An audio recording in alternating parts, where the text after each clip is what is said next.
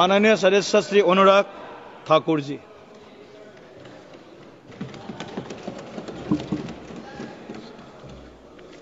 धन्यवाद सभापति महोदय। मैं माननीय प्रधानमंत्री जी को अपनी पार्टी का आभार प्रकट करता हूं, जिन्होंने मुझे वक्फ संशोधन विधेयक यानी कि उम्मीद unified Waqf management empowerment efficiency and development के समर्थन के में बोलने के लिए मौका दिया है। ये विधेयक नहीं, एक उम्मीद है।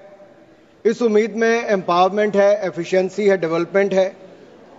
और कहीं ना कहीं इसी को देखकर आज जहां देश भर के लोग इसके समर्थन में हैं, वहीं Catholic bishop conference of India, church of Bharat, Kerala council of churches, Kerala Catholic bishops council और ऑल इंडिया सजदा नाशन काउंसिल, मुस्लिम राष्ट्रीय मंच जैसी अनेक संस्थाओं ने, चर्च से लेकर मुस्लिम की अन्य सभाओं ने इसका समर्थन किया है। उसके लिए भी मैं उनका बहुत बहुत आभार प्रकट करता हूं।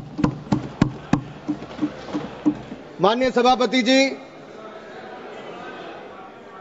वक्फ को बदलने का वक्त आ गया है, क्योंकि यह अत्याचार और भ्रष्टाचार का एक ऐसा अड्डा बन गया है। उसको खत्म करने का और बदलने का समय आया है। भारत को वक्फ के खौफ से आजादी चाहिए, क्योंकि यहां पर ये जो पहले कांग्रेस के जमाने में बना वक्फ का कानून है, वह उसका मतलब तो यही था, खाता ना वही जो वक्फ कहे वही सही। यानी कि जहां पे कह दिया वक्फ की जमीन है, वो फिर वक्फ की जमीन हो गई। वो जिम्मेदारी उनकी नहीं है कहने की, बताने की कि ये कैसे उनकी जमीन है, लेकिन जिसकी चले गई वो बेचारा दर दर भटकता है और उसको इंसाफ भी नहीं मिलता है। मैं इसके बारे में विस्तार में बताऊंगा, लेकिन आज एक बार फिर कांग्रेस देश को और देश में भ्रम फैलाने का प्रयास कर रही है। एक और तो वो हाथ में एक लाल सी किताब लेकर चलते हैं, जो कहने के लिए संविधान है, लेकिन संविधान नहीं है। अगर संविधान की आप इस कॉपी को देखेंगे तो आपको एहसास होगा कि बाबा साहब अंबेडकर का सपना था कि एक देश में तो एक ही संविधान रहेगा। आपने एक देश में दो विधान बनाने का काम किया है। आपको तय करना है संविधान के साथ रहना है कि वक्फ के साथ रहना है, वक्फ के साथ रहना है कि संविधान के साथ रहना है, आपको तय करना पड़ेगा। और यही नहीं, और जो लोग बड़ी बड़ी बातें यहां पे कर रहे थे, उनको यही कहना चाहता हूं, ये हिंदुस्तान है, पाकिस्तान या तालिबान नहीं। यहां बाबा साहब का संविधान चलेगा, काबिले का फरमान नहीं, मुगलिया फरमान नहीं चलने वाला। यहां पर एक नहीं अनेक ऐसे उदाहरण देखने को मिलेंगे। माननीय सभापति जी, आज हम केवल संविधान संशोधन पर चर्चा नहीं कर रहे, लेकिन एक ऐसे समानांतर सत्ता को चुनौती दे रहे हैं जो दशकों से अनियंत्रित रूप से अस्तित्व में है। वक्फ संशोधन बिल 2025 केवल कानून में बदलाव नहीं, बल्कि एक संदेश है। संदेश स्पष्ट है कि देश में एक ही कानून चलेगा, भारत का संविधान, और भारत के संविधान के ऊपर कुछ नहीं है। वक्फ बोर्ड का उद्देश्य मुस्लिम समुदाय के कल्याण के लिए संपत्तियों का प्रबंधन करना था, लेकिन कांग्रेस और उसके सहयोगी दलों ने इस भूमि को अपारदर्शी और एक गैर जिम्मेदाराना तरीके से राजनीतिक संरक्षण देते हुए एक ऐसा साम्राज्य बनाया जहां पर इन्होंने इसको अपना वोट बैंक का एटीएम बनाकर रख दिया है। 70 सालों से इन्होंने यही किया है। 1947 में भारत ने एक विभाजन देखा है, वो एक परिवार और एक पार्टी के कारण वो विभाजन हुआ है। आज जमीन जिहाद, लैंड जिहाद के नाम पर हम दूसरा विभाजन नहीं होने देंगे, नहीं होने देंगे। एक स्पष्ट संदेश तो यहां पर देना ही चाहते हैं कि मोदी जी के राज में भारत में एक कानून, एक संविधान और एक भारत रहेगा। और एक स्पष्ट संदेश भी है, एक है तो सेफ है। और यही नहीं, हम क्या कह रहे हैं, हम कह रहे हैं कि इस बिल के माध्यम से पारदर्शिता लाएंगे। पारदर्शिता लाएंगे तो जवाबदेही भी तय करेंगे। लेकिन ये लोग जिनके लिए वोट बैंक का एटीएम है, जिनके अपने नेता भ्रष्टाचार के कई मामलों में फंसे हुए हैं, जिनके राज्यों में हजारों करोड़ रुपए के घोटाले हुए, जिनका उल्लेख मैं आगे करने वाला हूं, उस पे भी मैं आपके सामने प्रकाश डालूंगा एक के बाद दूसरी।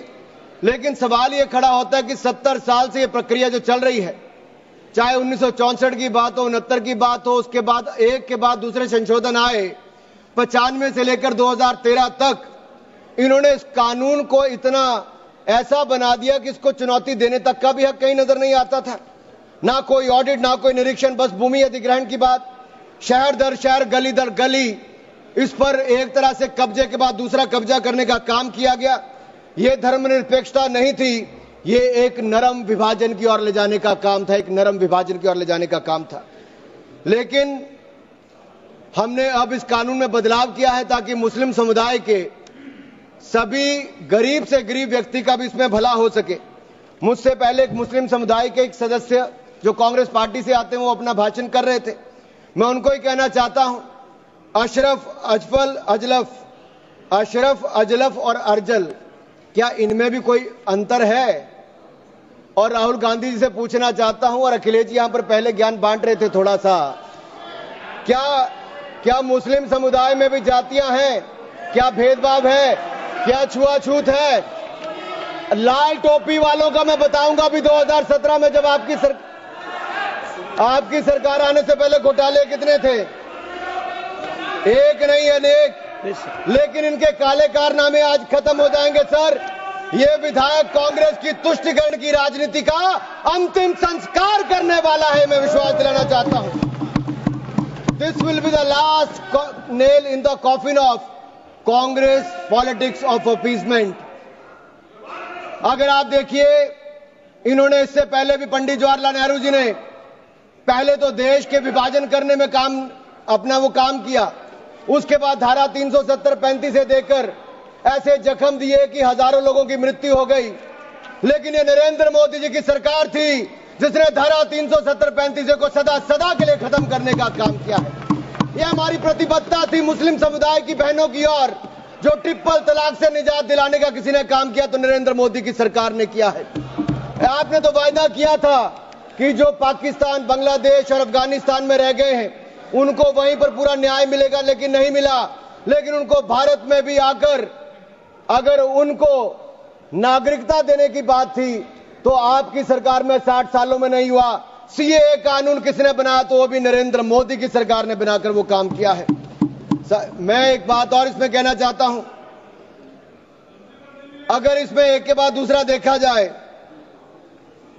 कांग्रेस ने कहीं ना कहीं और कांग्रेस के सहयोगी दलों ने वोट बैंक के लिए संविधान का सौदा कर लिया है, और ये सौदा ही किया है। तभी तो हमने एक के बाद दूसरे उदाहरण देकर कहा कि आपने कैसे उसको अपना वोट बैंक किया, एटीएम बना के रखा। लेकिन ये जो बिल है, ये अन्याय की जड़ पर प्रहार है, और इस प्रहार के बाद सबको न्याय, न्याय और न्याय ही मिलने वाला है। हमने कहा है कि प्रत्येक वक्फ संपत्ति रजिस्टर हो, पंजीकृत हो, उसके आंकड़े होने चाहिए, और हर झगड़ा कानून के अंतर्गत हल हो, किसी डर और भय के अंतर्गत ना हो। आपको इस बात का क्यों डर है? अगर किसी को न्याय मिलता है, ट्रिब्यूनल के बाद अगर कोई हाई कोर्ट, सुप्रीम कोर्ट जाना चाहता है तो आप क्यों रोकते हो? देश में हर कानून के अंतर्गत, चाहे इनकम टैक्स का हो या कोई भी हो, आप एक के बाद दूसरे कोर्ट जा सकते हो। लेकिन वक्त में ये कानूनी रोक क्यों लगाकर रखी थी? ये बिल जो कहा गया किसी धर्म के खिलाफ, ये बिल किसी धर्म के खिलाफ नहीं है। यह बिल भ्रष्टाचार, धोखा और धार्मिक सामंतवाद के खिलाफ है, और हम इसके खिलाफ रहेंगे। ये बात स्पष्ट है कि आस्था का विषय नहीं है। As long as prime minister Modi is the PM, the shops of appeasement will remain shut. This bill is not about Hindu versus Muslim. This is law versus lawlessness, constitution versus corruption, Bharat versus internal partition. और ये partition एक बार हो गया, अब आपके कारनामों के कारण बार बार नहीं होने देंगे। सर, मैं एक अंतर्राष्ट्रीय स्तर पे क्या परिस्थितियां वो थोड़ा बताना चाहता हूं। टर्की में 1923 के बाद 1924 में मिनिस्ट्री ऑफ वक्फ इसको एबॉलिश कर दिया गया, और वहां पे जनरल डायरेक्टरेट ऑफ फाउंडेशन बना, जो रेस्टोरेशन, मेंटेनेंस और यूटिलाइजेशन वक्फ प्रॉपर्टीज का करता है, और ये इसके बाद इसको लोगों की भलाई के काम के लिए पैसा लगाता है। कुवैत में भी ministry of Waqf and Islamic affairs है, ये एसेट, मस्जिद, स्कूल, अस्पताल, इन सबका देखरेख करता है और मॉडर्नाइजेशन के माध्यम से, टेक्नोलॉजी के माध्यम से इसका फायदा उठाते डिजिटलाइजेशन किया है। लेबनान में ministry of endowments and Islamic affairs है, जो इसकी मैनेजमेंट और यूटिलाइजेशन को सारे को देखती है और चैरिटेबल और कम्युनिटी के काम को देखती है। सीरिया में भी मिनिस्ट्री ऑफ वक्फ है, जहां पर एप्रोप्रिएट यूज हो, रेवेन्यू हो, चैरिटेबल पर्पस हो, उसके लिए काम किया जाता है। इराक में भी सुन्नी एंडोमेंट और शिया एंडोमेंट ऑफिस है और यह भी सीधा सेंट्रलाइज फ्रेमवर्क के माध्यम से काम करता है। सऊदी अरेबिया में जनरल अथॉरिटी ऑफ वक्फ है, जो इंडिपेंडेंट पब्लिक बॉडी है। सिंगापुर में MUIS है, जो स्टैट्यूटरी बॉडी है, वो मिनिस्ट्री ऑफ कम्युनिटी डेवलपमेंट के अंतर्गत है। ये वक्फ मैनेजमेंट के डिजिटल सिस्टम के माध्यम से काम करता है। इंडोनेशिया में भी इंडोनेशियन वक्फ बोर्ड है, जो इंश्योर करता है अच्छे काम करने के लिए, उनके भलाई के लिए। तुनिसिया में भी, इजिप्ट में भी, रशिया में भी, फ्रांस में इसी तर्ज पे काम किया गया है, लेकिन यहां पर ऐसा नहीं किया गया। यहां पे इसके खिलाफ ही काम करते रहे। चंद लोगों के हाथ में, राहुल गांधी जी कहते हैं कि चंद लोगों के हाथ में देश की संपत्ति है। राहुल गांधी जी सदन में नहीं, लेकिन मैं उनको बताना चाहता हूं, मात्र 200 लोगों के हाथ में अपने वक्फ बोर्ड दे रखे हैं और देश की लाखों करोड़ रुपए की संपत्ति उनको दे रखी है। क्या उनसे छुटकारा दिलाना चाहिए कि नहीं दिलाना चाहिए? क्या आम मुस्लिम को उसका लाभ मिलना चाहिए कि नहीं मिलना चाहिए? क्या मुस्लिम महिलाओं को, बच्चों को लाभ मिलना चाहिए कि नहीं मिलना चाहिए? क्या विधवाओं को लाभ मिलना चाहिए कि नहीं मिलना चाहिए? आप महिला विरोधी क्यों हैं? मुस्लिम विरोधी क्यों हैं? आप बदलाव विरोधी क्यों हैं? ये सवालों का जवाब आपको देना ही पड़ेगा। सर, एक कहावत है जो यहां पर बाहर कहा जाता है कि पता है यहां से बहुत दूर, पता है यहां से बहुत दूर और गलत और सही के पार एक मैदान है। पता है यहां से बहुत दूर, गलत और सही के उस पार एक मैदान है। मैं वहां मिलूंगा तुझे, और अगर वक्फ का बस चला तो वक्फ की संपत्ति बन जाएगा। यानी कि जिस पे भी नजर रखोगे वक्फ की संपत्ति बन जाएगा और उसमें से आपको इंसाफ मिल नहीं पाएगा, क्योंकि ऐसी हालत कर दी है। सर, अगर आप देखेंगे वक्फ की सच्चाई क्या है, भारत में ऐसा कौन सा कानून है जिसने आपका घर, आपका मंदिर, यहां के आपके पूरे गांव छीन लिए? भारत में कौन सा ऐसा कानून है जिसने आपका घर, आपके मंदिर, आपके पूरे गांव छीन लिए? ये ऐसा कौन सा कानून है जिसके खिलाफ आप कोर्ट भी नहीं जा सकते? ये कौन सा ऐसा कानून है जो संविधान से भी ऊपर है? इसका नाम वक्फ है, जो कांग्रेस के समय बना है। सर, इसने गुरुद्वारे हो, मंदिर हो, घर हो, गांव हो, सब पे कब्जा करने का काम किया है। एक तुगलकी भी फरमान है, सेक्शन 40, इसमें दान देने वाला किसी भी धर्म का हो सकता है, लेकिन देखभाल करने वाला मुसलमान ही होना चाहिए। ये मंदिर में तो ऐसा नहीं है। सरकारें मंदिर का, ये कर्नाटक की सरकार है कांग्रेस की, 450 करोड़ रुपया साल का आप इकट्ठा करते हैं, कहां खर्च करते हैं? कौन जवाब देता है उसका? एक एक रुपए का हिसाब आपको देना चाहिए था। क्या किसी मस्जिद का पैसा आपने लिया? क्या किसी वक्फ बोर्ड का पैसा आपने लिया? लेकिन कर्नाटक में जो घोटाले हुए सर, उसमें इनके राष्ट्रीय अध्यक्ष मल्लिकार्जुन खड़गे जी का नाम भी आता है, जहां पर क्या हुआ सर? यही नहीं, बैठ जाओ,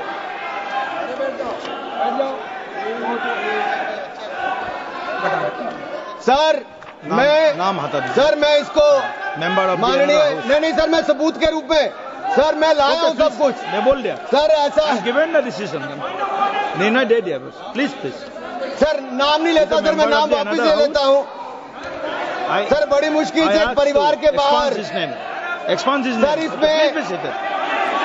सर मैं टेबल कर देता हूं सर, मैं टेबल कर देता हूं सर। ये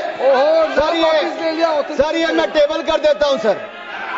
सर, आपकी अनुमति हो तो मैं ऑथेंटिकेट करके टेबल कर देता हूं सर। जी, नाम वापस ले लिया। एक मिनट, वापस ले लिया। ठीक है, एक मिनट आप सब बैठिए, आप सभी लोग बैठिए, आप सब लोग बैठिए। माननीय वेणुगोपाल जी प्लीज।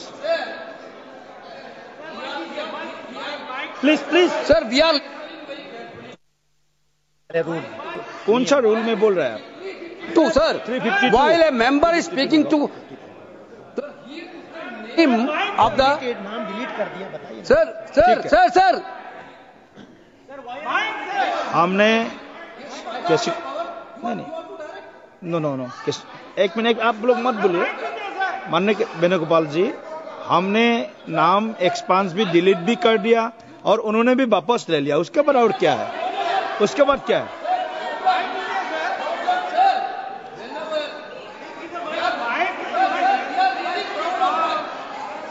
माइक दीजिए, माइक नाम बुलाइए ना।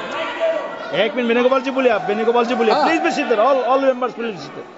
Sir, while he is speaking, he is totally misled the House. Not only misleading the House, he took the name of Honorable Leader of Opposition of Rajya Sabha here in a very bad way. We are really proud, sir, we are really proud of that. We are having a Congress president who came from the grassroots level of this country. Okay. With so much, he didn't like Mallikarjuna Kharge ji because he is leading by Okay. his casteism. Okay, thank you please continue sir आज please माननीय सभापति जी, आखिरकार कांग्रेस ने अपनी जातिवादी सोच को सामने ले ही आए। ये कभी जाति के नाम पे, कभी क्षेत्र के नाम पे, कभी धर्म के नाम पर बांटने का काम करते हैं। मैंने किसी जात का नाम नहीं लिया था, लेकिन आप जाति को लेकर आए हो। और यही नहीं सर, ये रिपोर्ट देखिए, ये विधानसभा, कर्नाटक की विधानसभा में कांग्रेस के एक नहीं अनेक नेताओं के नाम आए जिन्होंने वक्फ की प्रॉपर्टी को खाने का काम किया है, हजारों करोड़ के घोटाले करने का काम किया है। इसीलिए आप लोग पारदर्शिता नहीं चाहते, इसीलिए आप लोग ट्रांसपेरेंसी नहीं चाहते, इसीलिए आप लोग जवाबदेही नहीं चाहते। सर मैं इसको ऑथेंटिकेट करके रिपोर्ट को रखना चाहता हूं। सर यही नहीं, ये तुगलकी फरमान जो थे, मैं कर देता हूं सर, अगर किसी की संपत्ति जिसके ऊपर उन्होंने कब्जा कर लिया हो, सर इसको साबित करने से उनको वक्फ साबित नहीं करना। सर ये जिसकी प्रॉपर्टी है बेचारा, उसको धक्के खाने पड़ते एक से जगह दूसरी जगह के लिए। सर ये आम व्यक्ति के लिए एक अभिशाप है। अगर सरकारी जमीन छीनी जा सकती है, गांव के गांव छीने जा सकते, तो आप कल्पना कीजिए आम इंसान की प्रॉपर्टी को कैसे किया जाएगा। सर नो ऑब्जेक्शन सर्टिफिकेट लेके जाना पड़ता है। सर वक्फ का साम्राज्य इतना बड़ा हो गया कि 9 लाख एकड़ जमीन जो लाखों करोड़ की है। सच्चर कमेटी कब बनी? आपकी सरकार के समय बनी। 2006 में उसकी रिपोर्ट आई। आप क्यों हाथ पे हाथ धर के बैठे रहे? क्यों बैठे रहे? उन्होंने कहा था कि साल का 12,000 करोड़ रुपए की आमदन हो सकती है। पिछले 20 सालों में 2.5 लाख करोड़ रुपए की आमदन हो गई होती। आमदन होती तो मुस्लिम महिलाओं का, बच्चों का और मुस्लिम समुदाय का भला हुआ होता, लेकिन कांग्रेस पार्टी ने भला कभी चाह ही नहीं मुस्लिम समुदाय का, केवल वोट की राजनीति करके रखा। सर ये कितनी है? मॉरिशियस जैसे 2 देश, उसके बराबर वक्फ बोर्ड की जमीन है। सिंगापुर जैसे 5 मिनट और मैं खत्म कर रहा हूं। सर मालदीव जैसे 12 देश, उसके बराबर वक्फ बोर्ड की जमीन है। सर लालू प्रसाद यादव जी जो सदन के सदस्य नहीं लेकिन आपकी सरकार में मंत्री थे, तब उन्होंने कहा था पटना की डाक बंगले की जमीन भी वक्फ बोर्ड खा गया, सरकारी गैर सरकारी जमीनें वक्फ बोर्ड खा गया। ये किसी और ने नहीं, लालू प्रसाद यादव जी ने कहा था। आप उस पर क्या कहना चाहते हो? ऑन रिकॉर्ड के पे कहा है। गरीब मुसलमान भी सर इस कानून का शिकार रहे। सर राजस्थान में रामगंज में वक्फ बोर्ड द्वारा मुसलमानों की जमीनें खाली करा दी, मुस्लिम महिला मर गई। उत्तर प्रदेश में लाल टोपी वालों की सरकार में, सर ये लाल टोपी के काले कारनामे उत्तर प्रदेश में देखे हैं। इनके उस समय के मंत्री ने सैकड़ों एकड़ जमीन खा गए वहां पे बैठ के आप लोग। सर यही नहीं, काले कारनामे इनके और भी हैं सर। मैं सर ये सारा आपकी इजाजत से, सर ये मुस्लिम विरोधी भी है, महिला विरोधी भी है, पसमंदा विरोधी भी है, अहमदिया विरोधी भी है, गोरिया विरोधी भी है।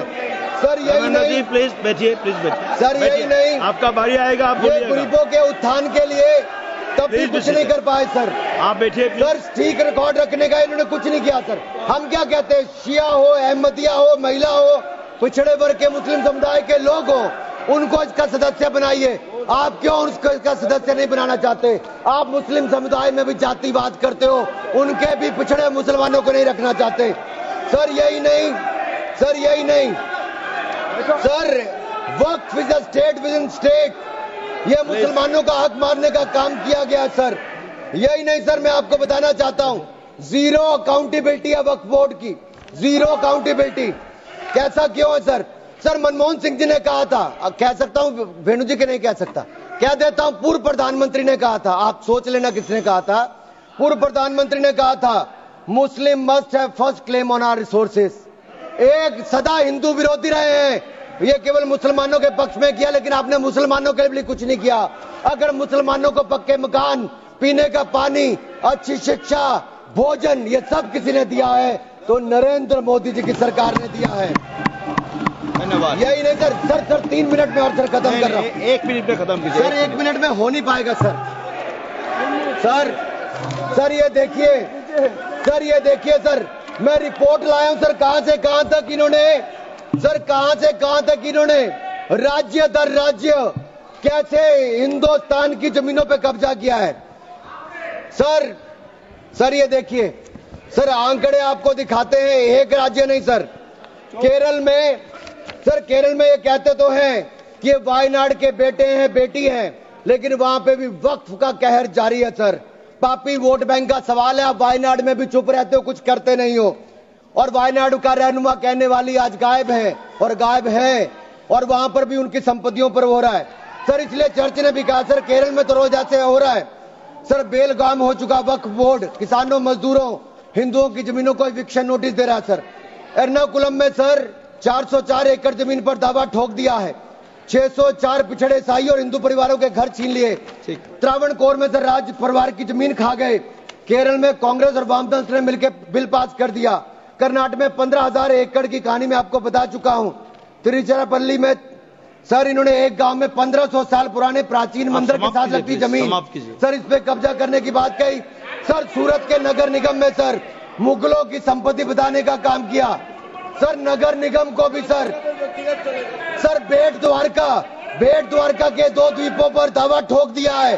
क्या भगवान कृष्ण से पहले इस्लाम धर्म आ गया था? क्या भगवान कृष्ण से पहले इस्लाम धर्म आ गया था सर? यही नहीं, कल क्या आनंद भवन और नेशनल हेरिटेज पर आकर, मैंने अभी बार सुना था कि आनंद भवन और नेशनल हेरिटेज पर वक्फ बोर्ड अपना दावा ठोकने वाले हैं, तो दे दोगे क्या? बता दिया। और यही नहीं सर, एएसआई संरक्षित स्मारकों पर भी सर यही नहीं सर, कर्नाटक में 53 ऐतिहासिक स्मारकों को वक्फ संपत्ति घोषित कर दिया है। मणिकाम ठाकुर सर यही नहीं सर, हम्पी सर्कल में 6 ऐसा संरक्षित कर लिया सर। यही नहीं सर, एएसआई के 120 प्राचीन स्थानों पर भी इन्होंने ऐसा किया है सर। ये किसान कल्याण की तो राहुल जी बात करते हैं, लेकिन कर्नाटक में इनकी सरकार में 15,000 एकड़ जमीन किसानों की छीनने का काम आपकी सरकार में आपके वक्त में किया है सर। यह किसान विरोधी है, ये महिला विरोधी है, और मैं इन सबसे कहना चाहता हूं सर, ऐसे काम नहीं चलेगा। ये कहते हैं कि पुराने कानून के तहत न्याय मिल जाएगा सर, न्याय नहीं मिलता सर 1 मिनट कंक्लूड सर। आप देखिए, वक्फ की आय जो 12,000 करोड़ रुपया साल होनी चाहिए थी, आज 1 करोड़ 30 लाख रुपया रह गई है। कौन खा रहा है पैसा वक्फ बोर्ड का? कांग्रेस के नेताओं के नाम आते हैं सर। यही नहीं, पश्चिम बंगाल में 1100 करोड़ रुपए का, तमिलनाडु में 2000 करोड़ रुपए का, महाराष्ट्र में हजारों करोड़ रुपए के घोटाले हुए। इन सब की सरकारों में कहे गए, मैं सारे सबूत लाया हूं, सारी रिपोर्ट्स लाया हूं। आपका अनुरोध करता हूं सर कि सारे के सारे ऑथेंटिकेट करके मुझे रखने का मौका दिया जाए। ये विपक्षी दल, क्योंकि ये भ्रष्टाचार में जुड़े हुए हैं, हम वक्फ बोर्ड के भ्रष्टाचार को खत्म करना चाहते हैं। धन्यवाद सर। बस ये तेरे आखिरी लाइन है सर, ये नेशनल हेरिटेज में छपा है कि महाराष्ट्र में हजारों करोड़ रुपए का घोटाला, महाराष्ट्र में छपा नेशनल हेरिटेज में, और नेशनल हेरिटेज के घोटाले के रूप में कांग्रेस के एक नेता बेल पर है जो अपनी सेवाएं यहां पर दे रहे हैं। उसी नेशनल हेरिटेज में लिखा गया है, ये कांग्रेस पंचतंत्र का वो बंदर है जहां रोटी के बंटवारे के नाम पर ये सारी रोटियां खा जाते हैं सर। सर ये मंदिरों की जमीन संपत्ति के नाम, ये विशेष कानून इसके लिए क्यों नहीं है सर? ये वक्फ के लिए क्यों है सर? इनका विचार साफ नजर आता है सर। ये मंदिरों का सोना पिघलाकर ये तब तो ले जाते हैं लेकिन भ्रष्टाचार के नाम पर जमीन पर कब्जा करने के लिए वक्फ बोर्ड बना देते हैं। सर, हमारी सरकार वक्फ को पारदर्शी और जवाबदेह करना चाहती है। हमारे पास काफी वक्ताओं का लिस्ट है, सबको बोलने का मौका देना है। लास्ट 30 सेकंड में लास्ट 30 सेकंड सर। सर, आपने कहा था कि कोई बीच में टोका टोकी नहीं करेगा, लेकिन इन्होंने तो एक ऐसा जमींदार खड़ा कर दिया है जो एक नहीं अनेक ऐसी हजारों करोड़ रुपए की संपत्तियां खा गए। और कर्नाटक के कुछ नेताओं के, कांग्रेस के नेताओं के नाम है सर, ले सकता हूं, जिनका रिपोर्ट में नाम आया सर, विधानसभा में रिपोर्ट आई है सर। सिटिंग विधायक है, पूर्व विधायक, पूर्व मंत्री, राज्यसभा के प्रतिपक्ष के नेता हैं। ये वक्फ की प्रॉपर्टियों पे कब्जा करने वाले, पैसा खाने वाले हैं। और यहां तक कि एक 5 स्टार होटल का भी सुलह कराने के लिए इन्होंने कही। सर, मैं इतना ही कहना चाहता हूं, ये बिल मुस्लिमों के जीवन में एक बड़ा बदलाव लाएगा। हर वर्ष हजारों करोड़ कमाने का प्रावधान करके दिखाएगा। अच्छी शिक्षा, अच्छी सुविधाएं, अच्छे मकान, अच्छा इलाज और अच्छा भविष्य देने का काम ये नरेंद्र मोदी की सरकार में वक्फ बोर्ड का संशोधन बिल उम्मीद के माध्यम से एक नई उम्मीद बांध कर दिखाएगा, नई उम्मीद बांध कर दिखाएगा। बहुत बहुत धन्यवाद।